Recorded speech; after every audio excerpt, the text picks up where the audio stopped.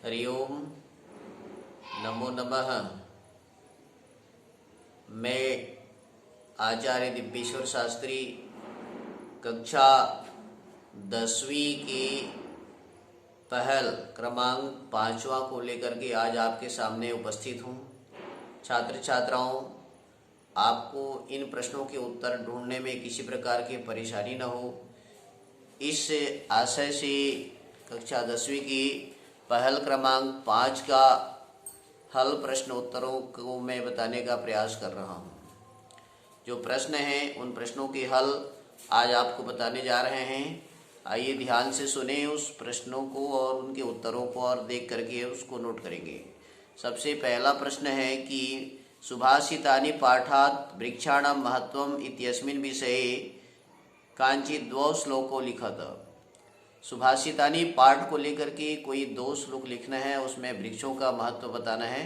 तो इन श्लोकों के आधार पर मैं आपको ये वृक्षों का महत्व बताने के लिए श्लोक का वाचन कर रहा हूँ। सुभाषितानि पाठ में श्लोक क्रमांक 2 और 3 ये वृक्षों के महत्व बताए जा रहे हैं। वायुना शोधका वृक्षाः रोगाणाम् अपहारकाः तस्माद्रोपण एतेषां रक्षणं च हितावहम्। ये वायुना शोधका वृक्षा, वायुना शोधका वृक्षा, वृक्ष जो है ना वायु को शुद्ध करने वाले होते हैं। ये 2 श्लोक हैं। दूसरा है त्वक् शाखा पत्र मूलैश्च पुष्प फल रसादिभिः प्रत्यंगैरुपकुर्वन्ति वृक्षा सद्भिः समं सदा।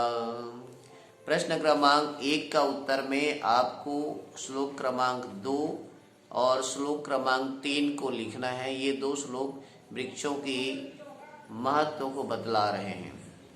तो ये 2 श्लोक हो गए आपका। और आगे है प्रश्न क्रमांक 2। प्रश्न क्रमांक 2 में अधोलिखित वाक्येषु रेखांकित पदानां प्रकृति प्रत्ययं च पृथक कृत्वा लिखत। इन 2 है ना, ये जो नीचे कुछ प्रश्न दिए हैं, इन प्रश्न में कुछ पदों पर रेखांकित पद हैं, रेखा दिए हैं। उन पदों का प्रकृति क्या है, प्रत्यय क्या है, नोट करना है आपको। कयोश्चित् द्वयोः, कोई 2 का करना है, लेकिन मैं तीनों का आपको बताने जा रहा हूँ। इसमें दिया है पाषाणस्य कठोरत्वम जगत प्रसिद्धम। कठोरत्वम में है ना कठोर प्रकृति है और त्व प्रत्यय है। प्रकृति में कठोर लिखेंगे और त्व प्रत्यय। दूसरा है अशोकस्य दक्षताम, संस्कृत विषय अशोकस्य दक्षताम प्रशंसनीया वर्तते।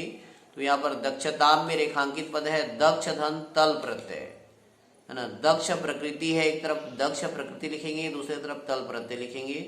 तीसरा है मम गृहे मांगलिक कार्यक्रम संपत्स्यति, मेरे घर में मांगलिक कार्य होगा।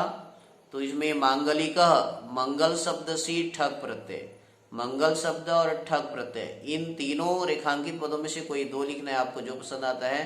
पहला है कठोर धन त्व, कठोर प्रकृति है, त्व प्रत्यय है। और दक्षता, दक्षता में दक्ष प्रकृति है और तल प्रत्यय है। मांगलिका में मंगल शब्द है, मंगल प्रकृति है और ठक प्रत्यय है। तो इस प्रकार से दूसरा प्रश्न संपन्न हो जाता है। दूसरे प्रश्न का ब नंबर है। यहाँ पर आपको समास बताना है, समास का विग्रह करना है और उनका नाम लिखना है। त्रिलोकी, तो ये त्रिलोकी में जो है ना पहले संख्या है, तो त्रयाणाम लोकानाम समाहारः त्रिलोकी। त्रयाणाम लोकानाम समाहारः त्रिलोकी, ये द्विगु समास है, ऐसा इसका विग्रह लिखेंगे। बालको, बालकों में द्वंद्व समास है, पहले विग्रह लिखेंगे फिर समास का नाम लिखना होगा।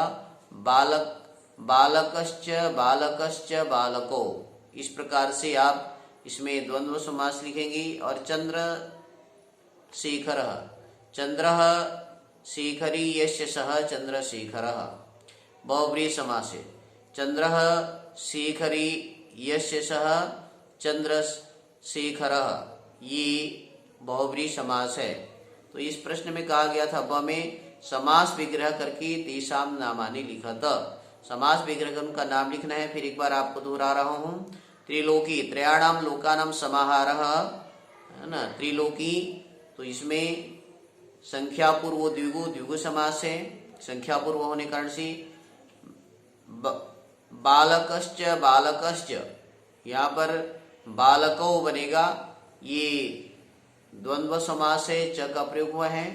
और चंद्रः शेखरी यशः चंद्रशेखरः, यहाँ पर बहुब्रीहि समास है। तो केवल आपको विग्रह लिखना है और समास का नाम लिखना है। तीनों का समास समझ में आ गया। पहला द्विगु समास, दूसरा है ना द्वंद्व समास, तीसरा है बहुब्रीहि समास। आगे प्रश्न क्रमांक 3, एक गद्य दिया है, इसका मातृभाषा में अनुवाद करना है। तो मैं अपना यूट्यूब चैनल पर इस गद्य का अनुवाद पहले भी दे दिया हूँ, दिव्यवाणी संस्कृतम चैनल में। आगे इसको और पढ़ दे रहा हूँ। स्वामी आत्मानंद अतीव प्रतिभाशाली वक्ता लेखकश्चापि आसीत्। स्वामी आत्मानंद जी अत्यंत प्रतिभाशाली वक्ता और जो है ना लेखक भी थे, ऐसा लिखेंगे हिंदी में। स्वामी आत्मानंद जी अत्यंत प्रतिभाशाली वक्ता और लेखक भी थे। अध्यात्म संबंधिनात् अन्य विषयाणां च प्रवचने सह देशे ख्यातिम लब्धवान। अध्यात्म से संबंधित तथा अन्य विषयों में वो पूरे देश में ख्याति प्राप्त किए थे। अध्यात्म क्षेत्र में और अन्य विषयों में वो संपूर्ण देश में, पूरे विश्व में उन्होंने ख्याति प्राप्त किया था। तस्य द्विखंडात्मकम गीता तत्व चिंतनम इति ग्रंथ अतीव सुमनोहरः अस्ति। उनके द्वारा बनाए हुए 2 खंडों में गीता तत्व चिंतन बहुत ही सुंदर और सुमनोहर है। धर्म दर्शन क्षेत्रे अस्य महाभागस्य कृतयः पाठकेषु वैज्ञानिक दृष्टिम् अभिवृद्धिं कुर्वन्ति। धर्म के क्षेत्र में और दर्शन के क्षेत्र में स्वामी आत्मानंद जी की जो कृतियां हैं या जो रचनाएं हैं, वे पढ़ने वालों की वैज्ञानिक दृष्टि को वृद्धि करते हैं। इस प्रकार से आप जो है इसका हिंदी में अनुवाद लिखेंगे। फिर एक बार बोल रहा हूँ। धर्म क्षेत्र में और दर्शन के क्षेत्र में इस महापुरुष का मतलब स्वामी आत्मानंद जी का जो रचनाएं हैं पाठकों की वैज्ञानिक दृष्टि को वृद्धि करती हैं, ऐसा आप उसका अर्थ, गद्य का अर्थ लिखेंगे। आगे अधोलिखित पद्यांश अनुवादम मातृभाषा हिंदी भाषायां च लिखत। ये जो है श्लोक दिया है, इस श्लोक का आपको जो है हिंदी में अनुवाद लिखना है ना। ये श्लोक दिया हुआ है। केषाञ्चिदपि वस्तूनां गम्यति संगिना गुणः वैद्यः नापित हंत्रिणां हस्तेषु छुरिका यथा। किसी भी वस्तु का गुण उसकी संगति के आधार पर जाना जाता है। किसी वस्तु का गुण, मान लो एक पेन मेरे हाथ में किसी अध्यापक के हाथ में हो तो समझ जाइए कि ये लिखने का कार्य कर रहा है ना। विद्यार्थी के में रहेगा तो लिखने का कार्य। वैसे इस पेन का, ये पेन रूपी वस्तु का गुण समझ में आ रहा है। वैसे इसका हिंदी अनुवाद सुनिए। किसी भी वस्तु का है ना गुण उसके साथ संगति से जाना जाता है। जैसे वैद्य नापित हंत्रिणाम हस्तेषु छुरिका यथा। जिस प्रकार वैद्य के हाथ में छुरी रहेगा तो समझ जाना चाहिए कि वो चिकित्सा के लिए है। और नापित नाई के हाथ में यदि छुरी रहेगा तो समझ जाना चाहिए कि वो जो है ना बाल बनाने के लिए है या दाढ़ी बनाने के लिए है। और हंत्रिणाम, किसी हत्यारे व्यक्ति के हाथ में छुरी हो तो समझ जाना चाहिए कि वो हत्या करने का उद्देश्य है या मारने काटने का उद्देश्य है। तो ये श्लोक का अर्थ हो गया, किसी भी वस्तु का गुण उस वस्तु की संगति के आधार पर जाना जाता है ना। जैसे वैद्य के हाथ में छुरी हो तो वह चिकित्सा कार्य के लिए है, औषधि आदि काटने के लिए होता है। नाई के हाथ में छुरी हो तो समझ जाना चाहिए कि वह किसी बाल आदि काटने के लिए है, बाल दाढ़ी आदि बनाने के लिए है। और किसी हत्यारे के हाथ में छुरी हो तो समझ जाना चाहिए कि वह छुरी जो है ना किसी के हिंसा करने के लिए, मारने के लिए है। इस प्रकार से इसका जाने। आगे प्रश्न क्रमांक 4, अधोलिखित आराम शब्दानाम हिंदी भाषा में अर्थम लिखा था। ये जो शब्द दिए हैं इसका हिंदी में अर्थ लिखना है। तो ईदृशः, इस प्रकार, ध्यान दें, ईदृशः इस प्रकार, आरती प्राणी नाम आरती नाशनम, आरती का अर्थ है दुख, है ना, हाहाकार, है ना, आर्त, करोड़ दुख, तो इसमें आरती का अर्थ आप कर सकते हैं दुख, है ना। और अगला है निर्वाणम, निर्वाणम का अर्थ है मृत्यु को प्राप्त हो जाना, निर्वाण को प्राप्त हो जाना। समुचिता, समुचिता का अर्थ है उचित व्यवस्था, समुचिता व्यवस्था, सुंदर व्यवस्था, कोई भी आप हिंदी में अर्थ लिखिए, इसका हिंदी भाषा में अर्थ लिखना है।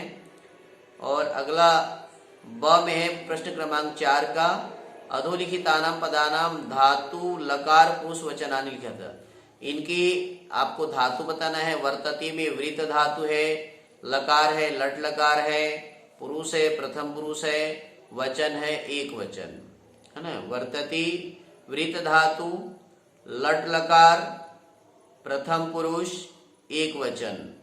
अगला है पिबेत, पिबेत में पा धातु है, विधिलिंग लकार है, प्रथम पुरुष है, एक वचन है पिबेत का। इसी भांति अगच्छताम, अगच्छताम में गम धातु है, ध्यान दें गम धातु है, और ये लंग लकार है तथा प्रथम पुरुष का द्विवचन है, प्रथम पुरुष द्विवचन। फिर से ध्यान दें, अगच्छताम में गम धातु, लंग लकार, प्रथम पुरुष द्विवचन। आपको उत्तर समझ में आ रहा है। फिर से एक बार, वर्तते में वृत धातु, है ना, या वर्त धातु भी कह सकते हैं, वृत धातु, लट लकार, प्रथम पुरुष एक वचन। पिबेत का पा धातु, विधिलिंग लकार, प्रथम पुरुष एक वचन, पिबेत में प्रथम पुरुष एक वचन और विधिलिंग लकार है। अगच्छताम में ये धातु है गम धातु, लंग लकार, प्रथम पुरुष द्विवचन। इस प्रकार से कक्षा 10वीं के छात्र छात्राओं के लिए पहल असाइनमेंट का उत्तर बताने का प्रयास किया जा रहा है।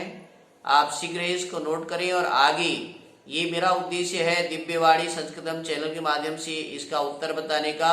सही उत्तर आप कॉपी में भी नोट किए रहेंगे, परीक्षा में तो जमा करेंगे, किंतु आगे जो महत्वपूर्ण बोर्ड परीक्षा आयोजित होने वाली है इसमें आपको काम आएगा। ये इन प्रश्नों के आधार पर प्रश्न पूछे जाएंगे, ऐसा प्रश्न आएगा तो वो आगे भी काम आ सकता है और आपकी तैयारी बहुत बढ़िया रहेगी। इसको ये दिव्यवाणी संस्कृतम चैनल में आप देख करके, सुन करके, लिख करके याद कर सकते हैं। आपको हमेशा कंठस्थ रहेगा। इस भावनाओं से इसका उत्तर बताने का प्रयास किया गया है। तो मैं आपको कहना चाहता हूँ कि आप दिव्यवाणी संस्कृतम चैनल के माध्यम से सारे प्रश्नों का हल पूरा कर लें और शीघ्र ही जमा करें और अपने नोट्स कॉपी में भी बना के लिख के रखे रहें, जिससे आगे की परीक्षा में आपको कठिनाई न हो। धन्यवाद। पुनर्मिलामः। नमो नमः। आपको इसी भांति विविध प्रकार की असाइनमेंट प्रश्नों का, पाठों का उत्तर मिलते रहेगा।